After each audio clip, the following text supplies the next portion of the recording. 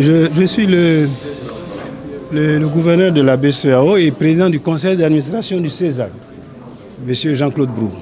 Merci beaucoup. D'abord, c'est un plaisir. C'est une grande fierté d'avoir participé à cette cérémonie officielle d'ouverture de la nouvelle année académique 2024-2025.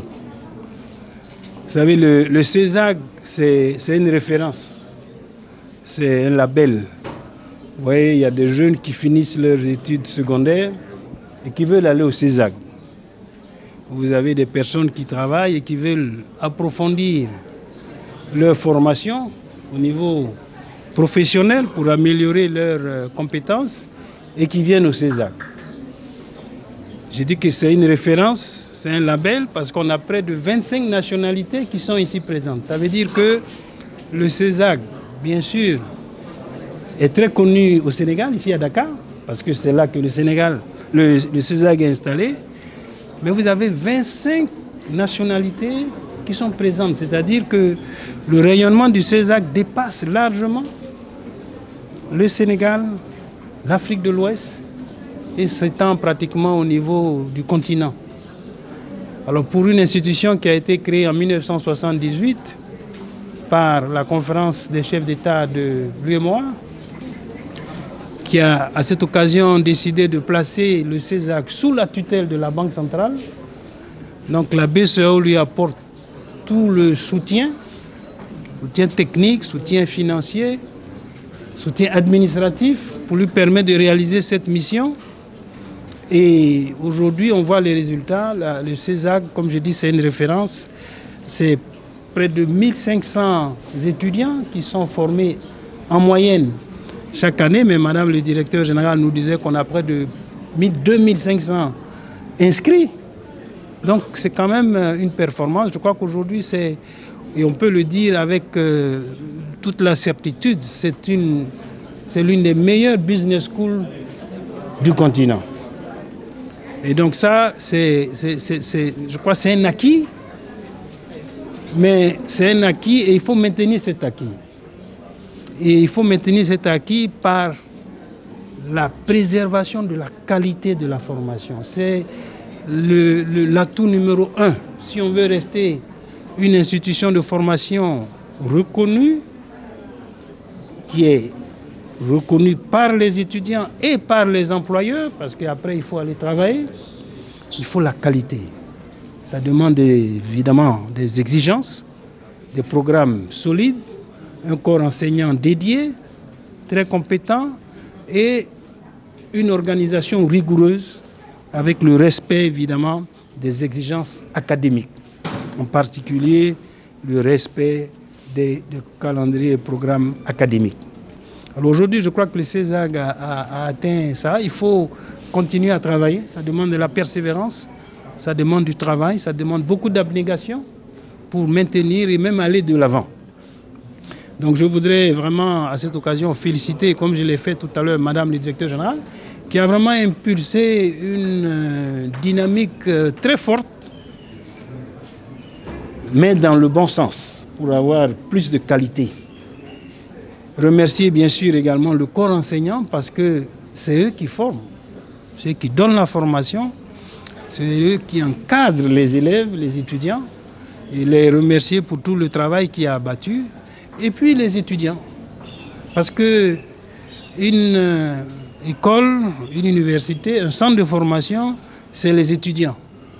L'étudiant qui rentre et qui, au bout de 3, 4, 5 années, sort complètement transformé, en mesure de pouvoir servir son pays, servir donc l'entreprise dans laquelle il ou elle va travailler pour son propre bien-être, son développement, mais également pour évidemment sa communauté, et comme je dis, son entreprise et son pays. Donc vraiment, toutes mes félicitations à toute la communauté du CESAC et surtout mes vœux d'une rentrée académique, une nouvelle année académique positive, avec beaucoup de succès donc pour les prochains mois qui arrivent. Voilà un peu ce que je voulais indiquer. Oui, résilience et innovation. Pourquoi? D'abord, la résilience, c'est être en mesure de pouvoir faire face à tous les chocs qui peuvent arriver, tous les nouveaux défis qui peuvent arriver, que ces défis soient prévus ou imprévus. Et c'est ça qui vous permet d'exister et de maintenir votre performance depuis pratiquement combien d'années? On parle depuis 1978, ça fait plus de 45 ans pratiquement. Mais rester constant, c'est ça la résilience. Rester constant au même niveau, mais aller de l'avant. Il ne faut pas reculer, il faut aller de l'avant. Et puis l'innovation. Vous savez, on est dans un monde où il y a l'innovation en permanence. En permanence. Il y a 10 ans, bon, on n'utilisait pas beaucoup les outils virtuels. Aujourd'hui, c'est au centre. Dans la formation, les outils virtuels,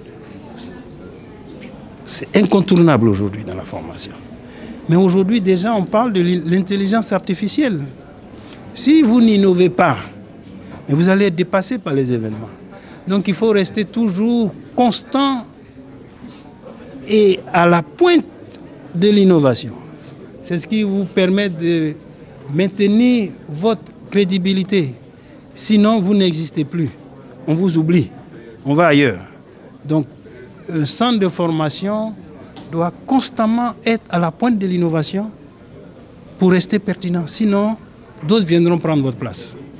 Les élèves, les étudiants, ils cherchent toujours à travailler pour répondre aux besoins de demain, pas seulement d'aujourd'hui. C'est ça un peu la résilience et l'innovation. Merci. Vous êtes vous-même un modèle. Les institutions de Bretton Woods, en passant par une station ministérielle en Côte d'Ivoire, à la tête de la CEDEAO, quel est le message que vous pouvez envoyer aux parents qui ont fait confiance au César Cocho? Aux parents, c'est ce que je viens de dire. Vous savez, il y a beaucoup de parents qui se sacrifient pour leurs enfants. Se sacrifient, c'est pas facile, ça coûte cher. Les parents se sacrifient pour permettre aux enfants d'avoir une formation pour que demain ces enfants puissent trouver un emploi digne, un emploi convenable qui leur permette de se développer et développer eux-mêmes, comme je l'ai dit, et puis leur entreprise. Donc, ce que je dis aux parents, c'est un message simple. Continuez à faire confiance au CESAG. Continuez à vous engager pour le CESAG. Et avec le CESAG, parce que c'est un gage. Je l'ai dit, j'ai commencé mon intervention en disant, le CESAG, c'est une référence. La référence, vous savez, quand vous avez une référence, vous n'allez pas, vous ne courez pas, vous ne cherchez pas les autres. C'est les autres qui viennent vers vous. Quand une institution de formation a la référence, vous voyez, les gens viennent de 25 pays en Afrique, c'est-à-dire qu'ils viennent de plusieurs pays.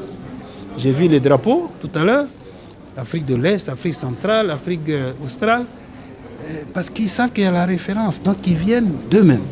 Parce qu'ils savent que ce qu'ils vont chercher et qu'ils vont avoir, ça va leur être bénéfique. C'est ça, le message essentiel. Et je crois que les parents l'ont compris. Ils viennent et envoient leurs enfants ici pour avoir une formation de qualité, une formation de pointe, une formation qui les prépare aux défis de demain. Merci. Merci. Merci.